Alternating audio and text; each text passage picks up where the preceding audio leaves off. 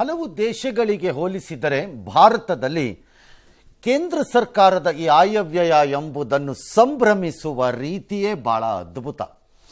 ನಾನು ನೋಡಿರಬಹುದಾದ ಆರ್ಥಿಕ ವಿಚಾರಗಳ ದೃಷ್ಟಿಯಲ್ಲಿ ಹಲವು ದೇಶಗಳಲ್ಲಿ ಇದು ಇಷ್ಟೊಂದು ಸಂಭ್ರಮಕ್ಕೆ ಇಡೀ ದಿನ ಬೆಳಿಗ್ಗೆಯಿಂದ ರಾತ್ರಿಯವರೆಗೆ ತೊಟ್ಟು ಕುಟ್ಟು ಕುಟ್ಟು ಕುಟ್ಟು ಅಂತ ಎಲ್ಲೂ ನಡೆಯಲ್ಲ. ಬಟ್ ಇದು ಭಾರತ ನಡೆಯುತ್ತೆ ಆ್ಯಂಡ್ ವಿ ಎಂಜಾಯ್ ಇಟ್. ಎಲ್ಲರೂ ಕುತೂಹಲದಿಂದ ಕಾಯುತ್ತಾ ಇದ್ದಂತಹ 25-26ನೇಯ 3ನೇ ಅವಧಿಯ ನರೇಂದ್ರ ಮೋದಿಯವರ ಮೊದಲನೆಯ ಬಜೆಟ್ ಇದು. ಕಳೆದ ಬಾರಿ 23-24ಕ್ಕೆ ಮಂಡಿಸಿದಾಗ ಅವರು ತಾತ್ಕಾಲಿಕವಾದ ಬಜೆಟನ್ನು ಮಂಡಿಸಬೇಕಾಗಿತ್ತು, ಬಿಕಾಸ್ ಚುನಾವಣೆಗೆ ಹೋಗ್ತಾ ಇದ್ರು. ನಂತರದಲ್ಲಿ ಬಂದವರು 24-25ಕ್ಕೆ ಬಜೆಟ್ ಮಂಡಿಸಿದ್ರು. ಅದರದ ಮುಂದುವರಿದ ಭಾಗವಾಗೇ ಅದು ಹೆಚ್ಚು ಕಡಿಮೆ ದಾಟಿಬಿಡ್ತು. ಹಾಗಾಗಿ ಪೂರ್ಣ ಪ್ರಮಾಣದ ಮೊದಲ ಬಜೆಟ್ 3ನೇ ಅವಧಿಗೆ. The power of rising middle class, ಎದ್ದು ಎದ್ದು ಉಕ್ಕೆದ್ದು ಹುರಿದೆದ್ದು ಬರುತ್ತಿರುವಂತಹ ಮಧ್ಯಮ ವರ್ಗ, ಈ ಘೋಷವಾಕ್ಯದೊಂದಿಗೆ ಇವತ್ತು ಬಂದಂತಹ ನಮ್ಮ ಆಯವ್ಯಯ ಬಜೆಟ್ ಮಧ್ಯಮ ವರ್ಗಕ್ಕೆ ಯಾವ ಮೋಸವನ್ನಾಗಲಿ ಅಥವಾ ನಿರಾಸೆಯನ್ನಾಗಲಿ ಮಾಡಿದಂಗೆ ಕಾಣಿಸುತ್ತಿಲ್ಲ. ಹಾಗೆ ನೋಡಿದರೆ ನಾಳೆ ನಾಳಿದ್ದರಲ್ಲಿ ಒಂದಿಷ್ಟೆಲ್ಲರೂ ಹಾರ್ಟ್ ಅಟ್ಯಾಕ್ ಆಗ್ಬೋದು ಕೆಲವರುಗಳಿಗೆ, ಇಷ್ಟೊಂದು ಕೊಟ್ರಾ ಅಂತ. ಇನ್ನು ಈ ಸಂದರ್ಭದಲ್ಲಿ ಮೇಡಮ್ ನಿರ್ಮಲಾ ಸೀತಾರಾಮನ್, ಸಾಮಾನ್ಯವಾಗಿ ಎಲ್ಲ ಕವಿಗಳದ್ದು ಹೇಳ್ತಾರೆ, ಇವರು ಇವತ್ತು ಬಳಸ್ಕೊಂಡಿದ್ದು ತೆಲುಗು ಕವಿ ಗುರುಜಾಡ ಅಪ್ಪಾರಾವ್ ಅವರದ್ದು. ದೇಶಮಂಟೆ ಮಟ್ಟಿ ಕಾದೋಯಿ, ದೇಶಮಂಟೆ ಮನುಷ್ಯಲು. ಅಂದರೆ ದೇಶ ಎಂದರೆ ಅದು ಬರೀ ಮಣ್ಣಲ್ಲ, ದೇಶ ಎಂದರೆ ಅದರೊಳಗೆ ಇರುವ ಮನುಷ್ಯರುವೆ ಅಂತ ಅವರು ಹೇಳಿದ್ದನ್ನು ಪ್ರಸ್ತಾಪಿಸಿ, ಯಾಕೆ ಎಂದರೆ ಮಧ್ಯಮ ವರ್ಗದ್ದು ಅಥವಾ ಜನರ ವಿಚಾರದಲ್ಲಿ, ಜನರಿಗಾಗಿ, ಜನರಿಗೋಸ್ಕರ, ಜನರಿಗೆಂದೇ ನಾವು ಹುಟ್ಟಿದ್ದೇವೆ ಅಂತ ತೋರ್ಸೋಕ್ಕೆ. ನಿನ್ನೆ ಮೋದಿ ಹಾಗೆ ನೋಡಿದರೆ ಒಂದು ಸುಳಿವನ್ನು ಕೊಟ್ಟಿದ್ದರು, ಮಾ ಶ್ರೀಲಕ್ಷ್ಮಿ ಅಂತ. ಆ್ಯಕ್ಚುಲಿ ಇವತ್ತು ಬೆಳಗ್ಗೆ ಯಾರಾದರೂ ಒಬ್ಬರು ಬಜೆಟ್ ಆದಮೇಲೆ ಒಂದು ಇದನ್ನು ಮಂಡನೆ ಮಾಡಬೇಕಾಗಿತ್ತು, ಮೋದಿ ಲೀಕ್ ಮಾಡಿದ್ರು ಬಜೆಟನ್ನು ಅಂತ. All right. ಮಧ್ಯಮ ವರ್ಗ ಮತ್ತು ಶ್ರೀಸಾಮಾನ್ಯರಿಗೆ ಲಕ್ಷ್ಮೀ ಕಟಾಕ್ಷ ಅಂತ ಅಂದಿದ್ರು. ಆ ಲಕ್ಷ್ಮೀ ಕಟಾಕ್ಷದೆಂಬ ವರ ಇದೆಯಲ್ಲ, ದೇವರು ಹಾಗೇನೆ ಉದ್ದುದ್ದ ನಾವು ಬೇಡಿದಾಗ ಅವನು ನಮ್ಮ ಪುರಾಣಗಳ ಪ್ರಕಾರ, ನಾನು ಹೇಳ್ತಿರೋದು ನಮ್ಮ ಪುರಾಣಗಳ ಪ್ರಕಾರ, ಇಲ್ಲ ಅವನು ಕೊಡೋದು ಎಷ್ಟು ಸರಳವಾಗಿ ಕೊಡ್ತಾನೆ ನೋಡಿ. ಭಗವಂತ ನನ್ನ ಮಕ್ಕಳನ್ನೆಲ್ಲ ಚೆನ್ನಾಗಿಟ್ಟಿರು, ನನಗೆಲ್ಲ ಆರೋಗ್ಯ ಕೊಡು, ನಮ್ಮ ಫ್ಯಾಮಿಲಿಯಲ್ಲಿ ಯಾರಿಗೂ ತೊಂದರೆ ಬರ್ದಂಗೆ ಮಾಡ್ಕೋ, ರೋಗ ಬರದೇ ಇರೋಂಗೆ ನೋಡ್ಕೋ, ಕಾಸು ಕೊಡಿಸು, ಒಂದು ಸ್ವಲ್ಪ ಅಲ್ಲೊಂದು 4 ಜಾಗದ್ದೆಲ್ಲ ಮಾಡಿಸ್ಕೊಟ್ಬಿಡು, ಎಲ್ಲ ತರಾವರಿ ಕೇಳಿರ್ತೀವಿ. ಉದ್ದ ಕೇಳಿದಾಗ ದೇವ್ರು ಏನು ಮಾಡ್ತಾನೆ ಎಂಡಲ್ಲಿ ಅದೆಲ್ಲ ಹೇಳಿ ಮತ್ತೆ ಪ್ರಸ್ತಾಪ ಮಾಡಿ ಅದಕ್ಕೆಲ್ಲ ಕಾಮೆಂಟ್ರಿ ಹಾಕಿ ಹೇಳ್ತಾನ, ಇಲ್ಲ ತಥಾಸ್ತು ಅಂತಾನೆ, ಮುರೇ ಪದ ಅಮಾರಂತಾಯ್ತು. ಎಷ್ಟು ಫಾಸ್ಟು. ಸೇಮ್ ನಿರ್ಮಲಾ ಸೀತಾರಾಮನ್ 74 ನಿಮಿಷ ಊದಬಾರದ್ದೆಲ್ಲ ಊದಿದ್ರು, ಪುಂಗಿನ ಮತ್ತು ಕೊಳವೆನ ಊದಿ ಎಂಡ್ಗೆ ಬಂದು, hence I say on a personal income tax there shall be no tax payable up to 12 lakh rupees ತಥಾಸ್ತು ಅನ್ನೋ ಥರ ಹೇಳ್ಬಿಟ್ಟು ಕ್ಲೋಸ್ ಮಾಡಿಬಿಟ್ರು. ಡಮಾರ್ ಇಡೀ ಬಜೆಟ್ ಈ 2 ಸೆಂಟೆನ್ಸು ವಾಕ್ಯದಲ್ಲಿ ಇತ್ತು ಅಷ್ಟೇ. ಇವತ್ತಿನ ಬಜೆಟ್ ಆ 2 ವಾಕ್ಯ, ಉಳಿದಿದ್ದೆಲ್ಲ ದೊಡ್ಡ ದೊಡ್ಡ ಎಕನಾಮಿಸ್ಟ್ಗಳಿಗೆ. ಇದು ಏನಾಗ್ತಾ ಇದೆ ಮಿಡ್ಲ್ ಕ್ಲಾಸ್ ಪೊಸಿಷನು, ಇದು GDP ವರ್ಸಸ್ ರೇಷಿಯೋ ಏನಾಗ್ತಾ ಇದೆ, ಇದು ರಿಯಲ್ GDP ಏನಾಗುತ್ತೆ, ಇದು ಟ್ಯಾಕ್ಸೇಷನ್ಸ್ ನಾಳೆ ಟ್ರಂಪ್ದು ಬಂದಾಗ ಅದೇನಾಗುತ್ತೆ, ಇದು ಕ್ಯಾಪಿಟಲ್ ಗೈನ್ ಏನಾಗುತ್ತೆ, ಇದು ಕಾರ್ಪೊರೇಟ್ ಟ್ಯಾಕ್ಸ್ ಏನಾಗುತ್ತೆ, ಇದೆಲ್ಲ ಅವ್ರಿಗೆ ಬಿಟ್ಟಿದ್ದು. ಜನಕ್ಕೆ ಇವತ್ತು ರಾತ್ರಿ ಮಲ್ಕೊಳ್ಳೋವಾಗ ಬೇಕಾಗಿರೋದು ಎಲ್ಲ ಎಷ್ಟು ಲಕ್ಷ ಅನ್ನೋದು ಅಷ್ಟು ಸಾಕು ನಮಗೆ, ಅಷ್ಟು ಕೊಟ್ಟರು ಹೋದರು. ಇವೆಲ್ಲ ನೀವು ಎಷ್ಟಾರು ಏನು ಬೇಕಾದ್ರೂ ಹೇಳ್ಕೋಗಿ. ನೆನ್ನೆ ನಾನು ಹೇಳ್ದಂಗೆ ವಿಪಕ್ಷಗಳು ಇಂತಹ ಕಂತ್ರಿಗಳು ನನಗೆ ಇನ್ನೊಂದ್ಸರಿ ಕಾಣದೇ ಇಲ್ಲ ಅನಿಸುತ್ತೆ. ನನಗೆ ನಮ್ಮ ಸಂಸದರುಗಳ ನಡವಳಿಕೆ ಮತ್ತು ಅವರ ನಿಲುವುಗಳು ಮತ್ತು ಇದ್ರ ಬಗ್ಗೆ ನನಗೆ ಅಸಹ್ಯ ಬರ್ತಾ ಇದೆ. ಎಲ್ಲದಕ್ಕೂ ಬಜೆಟ್ ಅನ್ನೋದು ಪ್ರಕಟ ಆಗಿ ಎಷ್ಟು ದಿನ ಆಗಿದೆ ಡೇಟು, ಅದಾದ ಮೇಲೆ ಈ ನಡೆಯಬಾರದ ಘಟನೆಗಳು ನಡೆಯತ್ವಪ್ಪ. ಅದನ್ನು ಇಟ್ಕೊಂಡು ಕುಂಭಮೇಳದ ದುರಂತ ನಾನು ಮಾಡಬಾರ್ದು ಅಂತಲ್ಲ, ಅದರ ಟೀಕೆ ಆಗಬೇಕು, ಅಯ್ಯೋ ಅದ್ರ ಚರ್ಚೆ ಆಗಬೇಕು, ಬಜೆಟ್ ಅಲ್ಲ. ನಾಚಿಕೆ ಮನ ಮರ್ಯಾದೆ ಇದೆಯಾ ಆ MP ಗಳಿಗೆ? ಅಯೋಗ್ಯರಂತಂದು ಎಲ್ಲರೂ ಅಯೋಗ್ಯರ MP ಗಳೆಲ್ಲ ಹೋದವ್ರು ನಾನು ಹೇಳ್ತೀನಿ, ವಾಕೌಟ್ ಮಾಡಿದವರು ಸೇರಿ ಸ್ವಲ್ಪನಾರು ಬೇಡವಾ ಕಾಮನ್ ಸೆನ್ಸು? ದೇಶದ ಬಜೆಟ್ ಫಿಕ್ಸ್ ಆಗಿದೆ, ಎದ್ದು ನಿಂತ್ಕೊಂಡು ಸ್ಪೀಕರ್ ಒಂದು ರಿಕ್ವೆಸ್ಟ್ ಮಾಡಿ ಒಂದು ಪ್ರಸ್ತಾಪ ಮಾಡಿ ಇದಾಗಿದೆ, ಕ್ಯಾನ್ ವಿ ಗೋ ಫಾರ್ ಒಂದು 1 minute? ಇದನ್ನು ಮಾಡಿಸ್ಬೇಕಿತ್ತು ಇವತ್ತು ಸದನದಲ್ಲಿ. ಮೋದಿಯವ್ರು ಸುಮ್ಮನೆ ಟವಲಾಕೊಂಡು ಶಾಲಾಕೊಂಡು ಓಡಾಡೋದಲ್ಲ, ಇದು ಮಾಡಿಸ್ಬಿಟ್ಟು ಮಾಡಬೇಕಿತ್ತು. ಬಜೆಟ್ನ ಒಂದು ನಿಮಿಷ ಎದ್ದು ನಿಂತ್ಕೊಂಡು ಒಂದು ಸಂತಾಪ ಮಾಡಿ ನಂತರ ಬಜೆಟ್ ಸ್ಟಾರ್ಟ್ ಮಾಡಿಸ್ಬೇಕಾಗಿತ್ತು. ಅದನ್ನು ಹೇಳಬೇಕಿತ್ತು. ಅಪೋಸಿಷನಲ್ಲಿ ಯಾರು ಎದ್ದು ನಿಂತ್ಕೊಂಡು ಈ ಘನಂದಾರಿ ಘನತೆ ವೆತ್ತ ಅತಿ ಬುದ್ಧಿವಂತ Rahul Gandhi type. Speaker sir, what is this? ಅಲ್ಲಂಗಾಗಿದೆ, let's pray for them, then we will continue ಬಜೆಟಲ್ಲಿ. ಆಮೇಲೆ ನಮಗೆ ಟೈಮ್ ಕೊಡಿ, ವಿ ವಿಲ್ ಡಿಸ್ಕಸ್ ಇಟ್ ಅಂತ ಹೇಳಬೇಕಿತ್ತು. ಅದು ಬಿಟ್ಟುಬಿಟ್ಟು ಕೂತ್ಕೊಂಡು ಗಲಾಟೆ ಮಾಡ್ಕೊಂಡು ವಾಕೌಟ್ ಮಾಡ್ತೀನಿ. ಯಾವನ್ರಿ ಅವನು MP? ಅಯ್ಯೋ, ಯಾಕೆ ಎಲೆಕ್ಟ್ ಆಗಿ ಹೋಗ್ತೀರಿ ನೀವೆಲ್ಲ? ಸುಮ್ಮನೆ ವೇಸ್ಟ್ ಬಾಡಿಗಳು. ಇದೆಲ್ಲದರ ಮಧ್ಯೆ 4.4% ವಿತ್ತೀಯ ಕೊರತೆಯೊಂದಿಗೆ 50.65 ಲಕ್ಷ ಕೋಟಿ, ರಫ್ಲಿ ಅರೌಂಡ್ $4.5 trillion ಮೊತ್ತದ, ಅಂದರೆ ಗಾತ್ರದ ಆಯವ್ಯಯವನ್ನು ಮೇಡಮ್ ಮಂಡಿಸಿದರು. ಹಾಗೆ ನೋಡಿದ್ರೆ ಈ ವರ್ಷ ಸುಮಾರು 1 ಲಕ್ಷ ಕೋಟಿಯಷ್ಟು ಆಯವ್ಯಯದ ಗಾತ್ರ ಕಡಿಮೆ ಆಗಿದೆ. ಯಾಕೆ ಅಂತ ಅವ್ರೇನಾರು ಆಮೇಲೆ ನೆನಪಿಸ್ಕೊಂಡು ಕೇಳಿದ್ರೆ ಹೇಳಬಲ್ಲೆ. ಈ ವರ್ಷದ ಕೊನೆಯಲ್ಲಿ ಚುನಾವಣೆ ನಡೆಯುತ್ತೆ. ಬಿಹಾರಕ್ಕೆ ವಿಶೇಷ ಕೊಡುಗೆಗಳನ್ನು ಕೊಟ್ಟರು. ಭಾರತದಲ್ಲಿ ಬಜೆಟ್ಟು ಹೇಗೆ ಒಂದು ಆರ್ಥಿಕವಾದಂತಹ ಅಸ್ತ್ರವೋ, ಅಂದರೆ ಫಿನಾನ್ಷಿಯಲ್ ಇನ್ಸ್ಟ್ರುಮೆಂಟು ಅದು, ಹಾಗೆ it is A political weapon also. ಭಾರತದಲ್ಲಿ ಬಹಳ ದೇಶಗಳಲ್ಲಿ, ಭಾರತ ಎಲ್ಲ ದೇಶಗಳಲ್ಲೂ ಬಜೆಟ್ ಎಂಬುದು ಕೇವಲ ಅಂಕಿ ಅಂಶಗಳ ಆಡಂಬೋಲ ಅಲ್ಲ. ಅದನ್ನು ಆ ರೀತಿ ಮಾಡೋದಾದರೆ ನಮ್ಮ ಕಂಪನಿಗಳಲ್ಲಿ ನಾವು ಪ್ರಕಟ ಮಾಡುವಂತಹ ಪ್ರಾಫಿಟ್ ಆ್ಯಂಡ್ ಲಾಸ್ ಅಕೌಂಟನ್ನು ಪ್ರಕಟ ಮಾಡಿ ಆನ್ಲೈನಲ್ಲಿ ಹಾಕ್ಬಿಡ್ಬೋದು ಬೇಕಾದ್ರೆ. ಅದಲ್ಲ, budget not only gives you the number. Budget ಆಯವ್ಯಯ ಕೇವಲ ಅಂಕಿ ಅಂಶಗಳು, ಆರ್ಥಿಕ ಸಾಧನೆಗಳು, ಸಮಸ್ಯೆಗಳು, ಸವಾಲುಗಳು, ಭವಿಷ್ಯದ ಕನಸುಗಳು, ಕಷ್ಟಗಳು ಅದಷ್ಟನ್ನೇ ಹೇಳೋದಲ್ಲ. ಆ ಎಲ್ಲದಕ್ಕೂ ಆಡಳಿತದಲ್ಲಿರುವ ಪಕ್ಷದ ಸೈದ್ಧಾಂತಿಕ ಲೇಪನ ಇರಬೇಕು. ಹಾಗಾಗಿ ಸಹಜವಾಗಿ ಬಿಹಾರಕ್ಕೆ ಹೋಗಿರುತ್ತೆ. ಅವ್ರೇನು ಕಳ್ಳೆಕಾಯಿ ಬೀಜ ತಿನ್ಕೊಂಡು ಕೂತಿರಕ್ಕಲ್ಲ ಅಲ್ಲಿ ಬಂದಿರೋದು ಕೇಂದ್ರ ಸರ್ಕಾರಕ್ಕೆ. ಅವರು ಇನ್ನು 10 ವರ್ಷ ಕಾಂಗ್ರೆಸ್ಸಿನ ಅಧಿಕಾರದಿಂದ ದೂರ ಇಡಬೇಕು ಅಂತಾನೆ, ಲೈಕ್ ಸಿದ್ದರಾಮಯ್ಯ, ಶಿವಕುಮಾರ್ ಇಲ್ಲಿ ಹೇಳೋ ಹಂಗೆ ಬಿಜೆಪಿ ದೂರ ಇಡ್ತೀವಿ. ಏನು ಮಾಡ್ತೀವಿ ನಾಳೆ ಬಜೆಟಲ್ಲಿ ನೀವು? ಅವ್ರಿಗೆ ಅನುಕೂಲ ಆಗೋ ರೀತಿಯಲ್ಲೇ ಮಾಡ್ತೀವಿ. ಅದೇ ಥರ ಕಾಂಗ್ರೆಸ್ಸು ಮಲ್ಟಿ ಪಾರ್ಟಿ ಹಲವು ಪಕ್ಷಗಳ ಜೊತೆ ಸರ್ಕಾರ ಮಾಡಿದಾಗ ನೀವು ಕೊಡ್ತಿರ್ಲಿಲ್ವಾ ಆಯಾ ರಾಜ್ಯಗಳಿಗೆ? ಕೊಟ್ಟಿದ್ದಾರೆ, ಅವತ್ತಿನ ದಿನ ಕೊಟ್ಟಿದ್ದಾರೆ. ಮತ್ತೆ ಇವತ್ತು ಲಬಲ್ಲಬೋ ಅಂದರೆ ಯಾರು ಕೇಳ್ತಾರೆ? ಕರ್ನಾಟಕದ ವಿಚಾರದಲ್ಲಿ ಮಲತಾಯಿ ಧೋರಣೆ. ನ್ಯಾಚುರಲಿ ಮಲತಾಯಿ ಧೋರಣೆ. ಅಲ್ಲೆಲ್ಲ ಶಿವಕುಮಾರ್ ಹೇಳ್ತಿರೋದು ಕೇಳಿಸ್ಕೊಂಡೆ.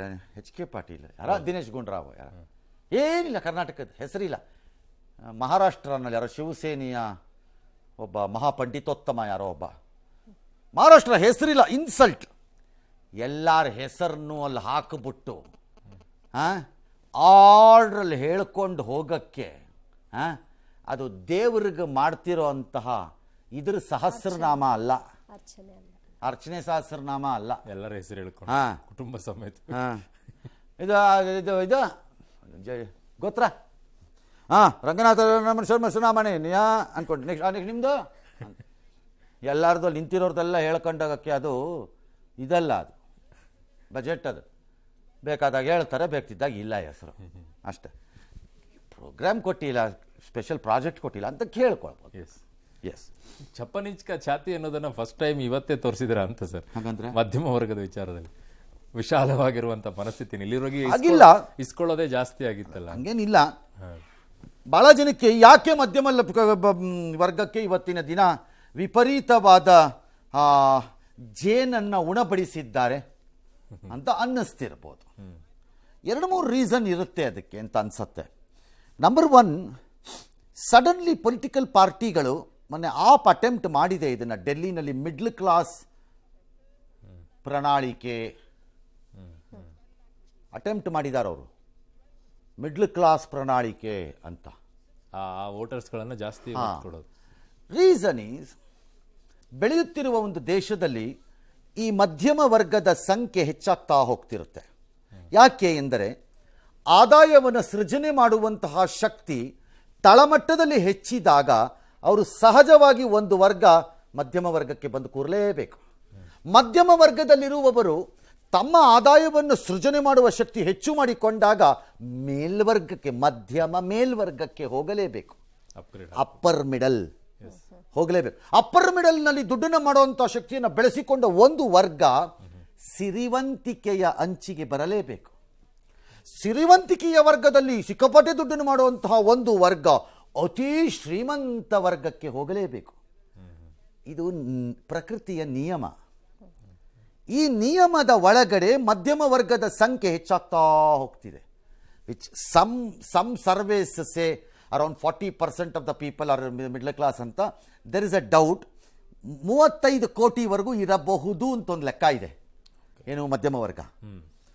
ಸೊ ಎಲೆಕ್ಷನ್ ನಡೀತಿರುವಂತಹ ಬಿಹಾರದಲ್ಲಿ ದೇಶಕ್ಕೆ ಮಧ್ಯಮ ವರ್ಗದ ಜನಕ್ಕೆ ಒಂದು ಸಂದೇಶ ಕಳಿಸೋದು ಮತ್ತು ದಿಲ್ಲಿನಲ್ಲಿ ಅತಿ ಹೆಚ್ಚು ಮಧ್ಯಮ ವರ್ಗ ಇದ್ದಾಗ ಅದಕ್ಕೆ ಸಹಜವಾದ ಸಂದೇಶವನ್ನು ರವಾನೆ ಮಾಡಿದ್ದಾರೆ ಮತ್ತು ಈ ವರ್ಗವನ್ನು ಇಗ್ನೋರ್ ಮಾಡೋಕ್ಕಾಗಲ್ಲ. ಬಿಫೋರ್ ವಿ ಗೋ ಟು ಅವರುಗಳು ಸ್ಲ್ಯಾಬನ್ನು ಡೀಟೇಲ್ಸ್ನ ಕೊಡ್ತಾರೆ, ಎಕ್ಸ್ಪ್ಲೈನ್ ಮಾಡ್ತೀನಿ ಇವತ್ತು ನಾನು ಅದನ್ನು. ಈ ಇನ್ಕಮ್ ಟ್ಯಾಕ್ಸ್ ಯಾಕಿರಬೇಕು ಈ ಪ್ರಶ್ನೆಯನ್ನು ಇವತ್ತು ರಾಷ್ಟ್ರೀಯ ಸುದ್ದಿವಾಹಿನಿಗಳಲ್ಲಿ ಒಂದು ಕಡೆಯೂ ಕೇಳಿಸ್ಕೊಳ್ಳಿಲ್ಲ ನಾನು. ಇದನ್ನು ಯಾಕಿರಬೇಕು first of all somebody should have asked the finance minister, when are you going to remove the income tax? Yes, ಇರಕೂಡದು ನನ್ನ ಪ್ರಕಾರದಲ್ಲಿ. ಹೇಗೆ ಭಾರತದಲ್ಲಿ 9 ಕೋಟಿಯಷ್ಟು ಜನ ಟ್ಯಾಕ್ಸ್ ಅನ್ನು ಫೈಲ್ ಮಾಡ್ತಿದ್ದಾರೆ. ನನ್ನ ಆದಾಯ ಇಷ್ಟು, ನನ್ನ ಹೆಸರು ಇದು, ನಮ್ಮ ಅಪ್ಪ ನಮ್ಮ ತಾತ, ನಾನು ನಿಮಗೆ ಡ್ಯಾಶು ತಗೊಳ್ಳಿ ಅಂತ ಕೊಡ್ತಿದ್ದೆ. ಅದು ಇವರು ಟ್ಯಾಕ್ಸ್ ಕೊಡ್ತಾ ಇಲ್ಲ. ಈ 9 ಕೋಟಿ ಕೊಡ್ತಾ ಇಲ್ಲ, ಫೈಲ್ ಮಾಡ್ತಾರೆ. ಓಕೆ, ಟ್ಯಾಕ್ಸ್ ಕೊಡಲ್ಲ. ಟ್ಯಾಕ್ಸ್ ಕೊಡಬೇಕಾಗಿಲ್ಲ, ಓಕೆ, ಅವರು ಅದರೊಳಗಡೆ ಇರ್ತಾರೆ. ಆ 9 ಕೋಟಿನಲ್ಲಿ ರಫ್ಲಿ 3 ಕೋಟಿ ಜನ ಟ್ಯಾಕ್ಸ್ ಅನ್ನ ಕಟ್ತಾ ಇರೋರು. 9 ಕೋಟಿಯಲ್ಲಿ 3 ಕೋಟಿ ಟ್ಯಾಕ್ಸ್. 3 ಕೋಟಿ, ಇನ್ನೊಂದ್ಸರಿ ಕೇಳಿಸ್ಕೊಳ್ಳಿ. ಓಕೆ, 9 ಕೋಟಿ ಟ್ಯಾಕ್ಸ್ ಪೇಪರ್ಸ್ ಅನ್ನ ಫೈಲ್ ಮಾಡ್ತಿದ್ದಾರೆ. ನಾನು ಹಿಂಗಿದೆ ಅನ್ನೋದನ್ನು ಫೈಲ್ ಮಾಡ್ತಾರೆ. ಎಸ್, 9 ಕೋಟಿನಲ್ಲಿ ಅರೌಂಡ್ 2.8ರಿಂದ 3 ಕೋಟಿ ಜನ ನಿಜವಾಗಿ ಜೋಬಿಂದ ಕಾಸನ್ನ ತೆಗೆದು ಟ್ಯಾಕ್ಸ್ ಅನ್ನ, ತೆರಿಗೆಯನ್ನ ಕಟ್ಟುತ್ತಿದ್ದಾರೆ. 100 ರೂಪಾಯಿ ಇರ್ಬೋದು, 100 ಕೋಟಿನೂ ಇರ್ಬೋದು. ಅರ್ಥ ಆಯ್ತಾ? ಆ 3 ಕೋಟಿಯ ಒಳಗಡೆ ಟ್ಯಾಕ್ಸ್ ಕಟ್ತಿರೋರಲ್ಲಿ ಮೇಲಿರೋ 1 ಲಕ್ಷ ಜನ, 100,000 ಜನ ಇದಾರಲ್ಲ, ಆ 3 ಕೋಟಿ, 100 ರೂಪಾಯಿಂದ 100 ಕೋಟಿವರೆಗೂ ಕಟ್ತಿರೋ ಜನದ 3 ಕೋಟಿನಲ್ಲಿ ಆ ಮೇಲ್ಗಡೆ ಕೂತಿರೋ ಒಂದು 100,000 ಪೀಪಲ್, ಅಂದರೆ 1 ಲಕ್ಷ ಜನ ಇದ್ದಾರಲ್ಲ ಟ್ಯಾಕ್ಸ್ ಕಟ್ತಿರೋರು, ಅವರು 88ರಿಂದ 90% ಇಡೀ ಟ್ಯಾಕ್ಸ್ ಏನು ಕಲೆಕ್ಟ್ ಮಾಡ್ತಾ ಇದ್ರೆ ಅದನ್ನು ಅವರೇ ಕೊಟ್ಬಿಡ್ತಾರೆ. ಅರ್ಥ ಆಯ್ತಾ? ಉಳಿದಿದ್ದೊಂದು 12-13% ಉಳಿದಿದ್ದಾರಲ್ಲ 2.9 ಕೋಟಿ ಅವ್ರು ಕಟ್ತಾರೆ. ಹೀಗಿರಬೇಕಾದ್ರೆ ಈ ಮೇಲ್ಗಡೆ ಇದಾರಲ್ಲ 1 ಲಕ್ಷ ಜನ, ಅವರು ಅವರಿಂದ 1 ಲಕ್ಷ ಸೇರಿಸ್ಬಿಟ್ಟು ಅವರನ್ನು ಸೂಪರ್ ಟ್ಯಾಕ್ಸ್ ಸ್ಲ್ಯಾಬ್ಗೆ 25% 30% ಹಾಕಿಬಿಟ್ಟು ನೀವು ಟ್ಯಾಕ್ಸ್ ಕಟ್ಟರಪ್ಪ ಅಂತೇಳಿ ಉಳಿದವ್ನಿಗೆ ಯಾವನಿಗೂ ಟ್ಯಾಕ್ಸ್ ಇಲ್ಲ, ಒಗರೇ ಹತ್ಲ ಕಡೆಗೆ ಅಂತ ಡಿಕ್ಲೇರ್ ಮಾಡೋ ಕಾಲ ಯಾವತ್ತು ಬರುತ್ತೆ ಹೇಳ್ರಪ್ಪ? ಹೆಂಗಿದ್ರು ಕಟ್ಟಲ್ವಲ್ಲ, ಲಿಸ್ಟಲ್ಲಿ ಮಾತ್ರ ಇರುತ್ತೆ. ನನ್ನ ಪ್ರಕಾರ income tax should go poor, below poverty, poor, middle, upper middle, ಅಲ್ಲಿವರೆಗೆ ಹೊಟ್ಟೋಗ್ಬಿಡ್ಬೇಕು ಇನ್ಕಮ್ ಟ್ಯಾಕ್ಸ್, ಇರಲೇ ಕೊಡ್ತು.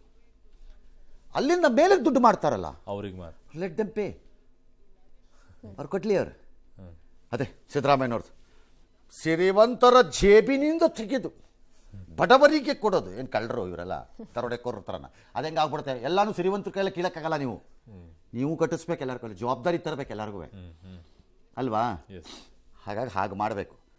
ಈ 30% ಸೂಪರ್ ಟ್ಯಾಕ್ಸ್ ಸ್ಲ್ಯಾಬ್ ಇದೆಯಲ್ಲ ಕಟ್ತಾ ಇದ್ದಾರಲ್ಲ, ಅದು ಸುಳ್ಳದು. ಅದು 30% ಅಲ್ಲ.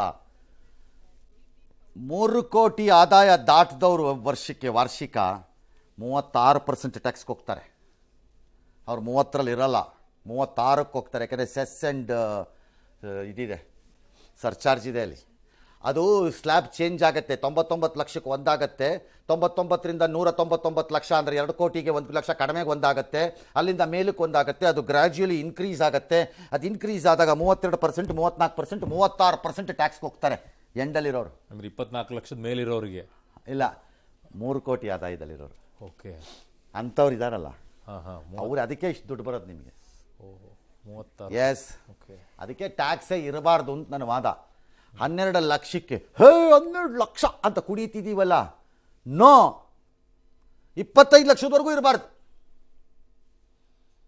25 ಲಕ್ಷ ಅಲ್ಲಿವರೆಗೂ ಇರಬಾರ್ದು. ಇರಬಾರ್ದು. ಯಾಕೆ ಕುಣಿತಾ ಇದ್ದೀರಿ? ಅಪ್ ಟು 25 ಲ್ಯಾಕ್ಸ್ ಇರಬೇಕಾಗಿಲ್ಲ ನನ್ನ ಪ್ರಕಾರ. ಹಿಂದಿನ ಕಾಲದಲ್ಲಿ ಈ ಟ್ಯಾಕ್ಸಿನ ಆದಾಯ ಬಿಟ್ಟರೆ ಬೇರೆ ಆದಾಯ ಇರಲಿಲ್ಲ ಗೌರ್ಮೆಂಟ್ಗೆ, ಸೆಂಟ್ರಲ್ ಟ್ಯಾಕ್ಸಸ್ ಗೂಡ್ಸ್ ಬಿಟ್ಟರೆ. ಈಗ GST ಬಂದುಬಿಟ್ಟು ಕಿತ್ಬಿಟ್ಟು ಹಿಂಡ್ಬಿಟ್ಟು ರಕ್ತತ್ರ ಬಾಟ್ಲೊಳಗೆ ಹಾಕತ್ತಾ ಇಲ್ವಾ?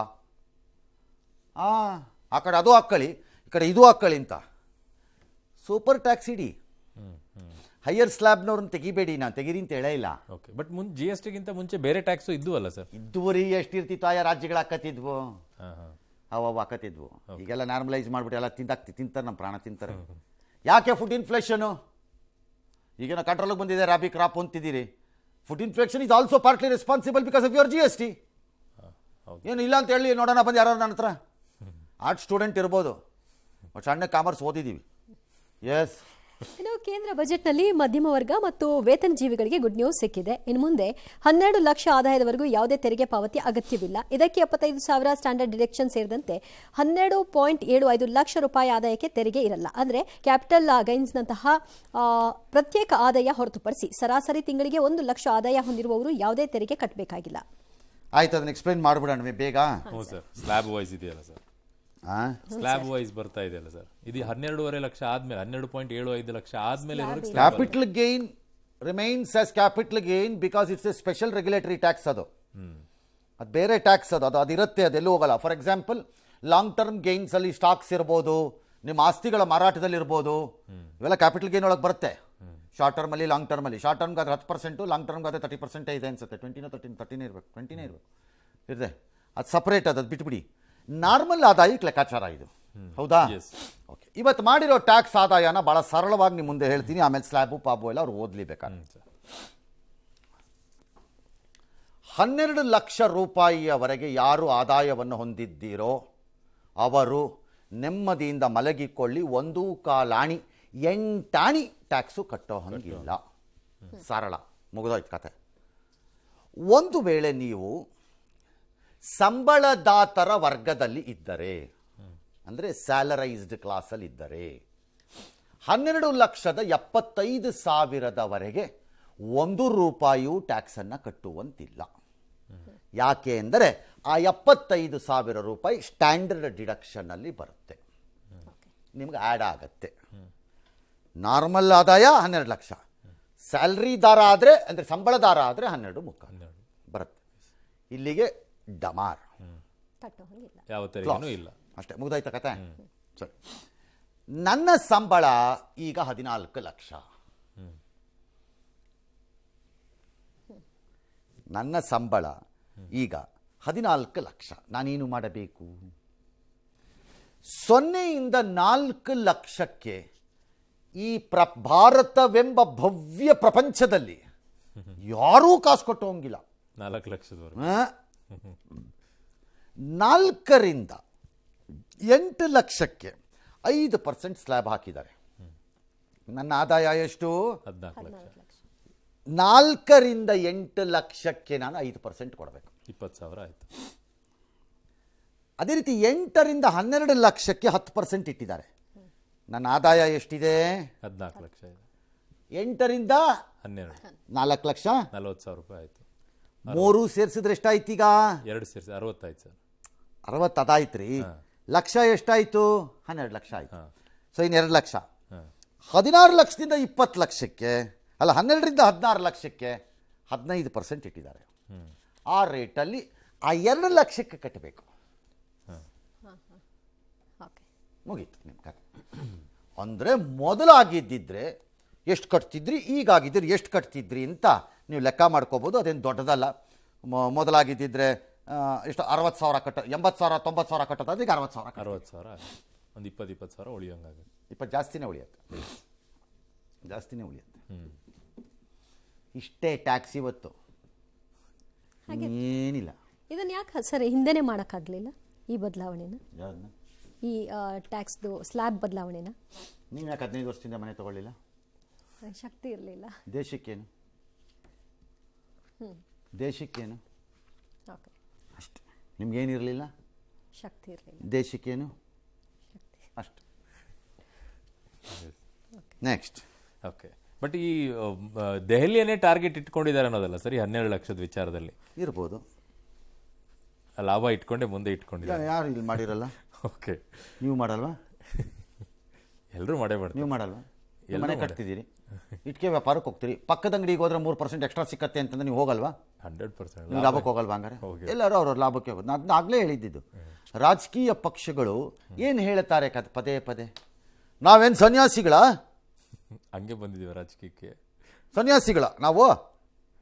ಹಾಗೆ ಇವ್ರು ಸನ್ಯಾಸಿ ಅಲ್ಲ ಅಂದಮೇಲೆ ಅವ್ರಿರುವ ಸಂಘಟನೆ ಮಠ ಆಗಕ್ಕಾಗತ್ತಾ?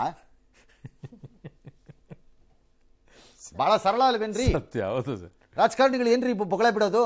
ನಾವು ಸನ್ಯಾಸಿಗಳಲ್ಲ. ನಾವು ಸನ್ಯಾಸಿಗಳಲ್ಲಪ್ಪ. ಆ ಸನ್ಯಾಸಿಗಳಲ್ಲದವು ಇರುವ ಸಂಘಟನೆ ಮಠ ಆಗತ್ತಾ? ಮಠ ಆಗಕ್ಕಾಗಲ್ಲ. ಹಾಗಾದ್ರೆ ರಾಜಕೀಯ ಪಕ್ಷಗಳು ಮಠ ಆಗತ್ತಾ? ಸಾಧ್ಯ. ಹಾಗಾದ್ರೆ ಮಠ ಅಲ್ಲದೆ ಇರೋ ಪಕ್ಷ ಮಠತ್ತರ ಧರ್ಮ ಕರ್ಮ. ಚೆನ್ನಾಗಿದ್ದೀರಾ ನೀವು? ಚೆನ್ನಾಗಿದ್ದೀರಾ ನೀವು? ತಗೊಂಡು ಮಾಡೋಕ್ಕಾಗತ್ತಾ? ಸಾಧ್ಯನೇ ಇಲ್ಲ. ಅದಕ್ಕೆ ಅದು ಮಾಡೋದು. ಎಸ್. ನೆಕ್ಸ್ಟ್. ಸರ್, ಇದನ್ನ 1 ಕೋಟಿ ಜನರಿಗೆ ಅನುಕೂಲ ಆಗುತ್ತೆ ಅಂತ ಹೇಳ್ತಾರೆ, ಆದ್ರೆ ನೋಡಕ್ ಹೋದ್ರೆ 140 ಕೋಟಿ ದೇಶದ ಜನರಿಗೆ ಅನುಕೂಲ ಆಗೋ ರೀತಿಯಲ್ಲಿ ಬಿಂಬಿಸಲಾಗ್ತಿದೆ ಅಂತ. 1 ಕೋಟಿನಾ? ಯಾಕೆ 1 ಕೋಟಿ? ಜಾಸ್ತಿ ಆಗುತ್ತೆ, ಜಾಸ್ತಿ ಜನಕ್ಕಾಗುತ್ತೆ. 23 ಕೋಟಿ ಅಂತ ಲೆಕ್ಕ ಹಾಂ, ಬರುತ್ತೆ. ಜಾಸ್ತಿ ಆಗುತ್ತೆ. ಬಟ್ 23 and 35 crores ಆಗತ್ತೆ ಇದು. ಇರ್ಲಿ, ತೊಂದರೆ ಇಲ್ಲ, ಹೇಳಿ. ಆದ್ರೆ ಅವರು ಅಷ್ಟಕ್ಕೆ ಮಾತ್ರ ಇದು ಹೆಲ್ಪ್ ದೇಶಕ್ಕೆಲ್ಲ ಆಗುತ್ತೆ. ಲಾಭ ಆಗತ್ತೆ ಅಂತನಾ? ಆಗತ್ತೆ. ಹೇಗೆ ಸರ್?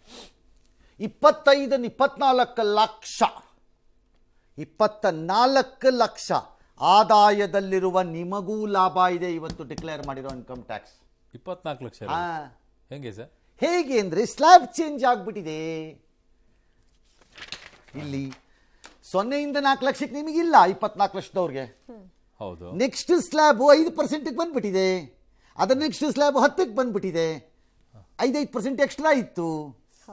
ಎಸ್, ಅದು ಕಡಿಮೆ ಆಗೋದು. ಆ ಸ್ಲ್ಯಾಬ್ ಪ್ರಕಾರದಲ್ಲಿ ನೀವು ಕಡಿಮೆ ಕಟ್ಟಲ್ವೇ? ಹೌದು, ಅಲ್ಲೂ ಪ್ರಾಫಿಟ್ ಅಲ್ಲೇ ಇದ್ದಾರೆ. ಹಾ, ಹಂಗಾಗಿ ಅಳಬೇಡಿ. ಒಂದು ಕಣ್ಣಲ್ಲಿ 10 ಮಲಗಿ 12ರಿಂದ ಮುಂದಕ್ಕಿರೋರು. ಗೊತ್ತಾಯ್ತಾ? ಓಕೆ, ಇನ್ನು ಕೆಲವೊಂದಿಷ್ಟು ವಸ್ತುಗಳು ದುಬಾರಿ ಆಗುತ್ತೆ, ಕೆಲವೊಂದಿಷ್ಟು ಬೆಳಕೆ ಕಡಿಮೆ ಆಗುತ್ತೆ ಅಂತಿದ್ದಾರೆ. ಬಟ್ ಇದನ್ನೆಲ್ಲ ಆಮೇಲೆ ನೋಡೋಣ. ಒಂದು ವಿರಾಮ ತಗೊಂಡು ವಾಪಸ್ ಬಂದ್ಬಿಡ್ತೀವಿ ಸರ್. ಒಂದು ವಿರಾಮ ತಗೊಂಡು ಬಂದ್ಬಿಡೋಣ ಸರ್. ಬನ್ನಿ, ನಮ್ದು ವೆಬ್ಸೈಟ್ಗೆ ಹೋಗಿ ಅಲ್ಲಿ ಕ್ಯಾಲ್ಕುಲೇಟ್ ಮಾಡಿ ಹಾಕಿದ್ದಾರೆ ಎಲ್ಲ. ಇದೆಲ್ಲ ನಾನು ಎಕ್ಸ್ಪ್ಲೈನ್ ಮಾಡ್ತಿರೋದು ಹೊಸ ಇನ್ಕಮ್ ಟ್ಯಾಕ್ಸ್ ಸ್ಕೀಮಲ್ಲಿ ಇರೋರಿಗೆ, ಹಳೆ ಇನ್ಕಮ್ ಟ್ಯಾಕ್ಸ್ ಸ್ಕೀಮಲ್ಲಿ ಇರೋರ್ಗೆ ಅಲ್ಲ. ಅದನ್ನೇನು ಟಚ್ ಅಲ್ಲ. ಹಾಗಾಗಿ ಹೊಸ ಇನ್ಕಮ್ ಟ್ಯಾಕ್ಸ್ ಸ್ಕೀಮಲ್ಲಿ ಇರೋರಿಗೆ ಈಗೇನು ಲಾಭ, ನಿನ್ನೆ ಏನಿತ್ತು, ಇವತ್ತೇನು ಲಾಭ ಅನ್ನೋದನ್ನ ಎಕ್ಸ್ಪ್ಲೈನ್ ಮಾಡಿ ಫಿಗರ್ಸ್ ಹಾಕಿದ್ದಾರೆ.